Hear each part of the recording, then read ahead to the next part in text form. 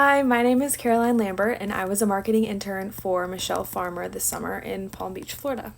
So my main responsibilities included shooting merchandise for the website, as I'm seen doing here, creating and editing content for our social media with our merchandise. In this case, I am in the content, and then also just assisting the marketing manager in photo shoots. So I found my internship through the internship module on Canvas that's provided to CADS students. I sent my resume and cover letter to the email provided, and then I got an email back a few days later, interviewed with the hiring manager, then interviewed with the marketing manager, and then about a week later got a call offering me the position. The three most important things I learned during my internship was the buying process, time management, and attention to detail, but what I enjoyed most was the connections that I made with my coworkers. My advice to future interns is to try everything. You might like something that you didn't expect. In my case, I was the marketing intern and ended up liking the buying process a little more.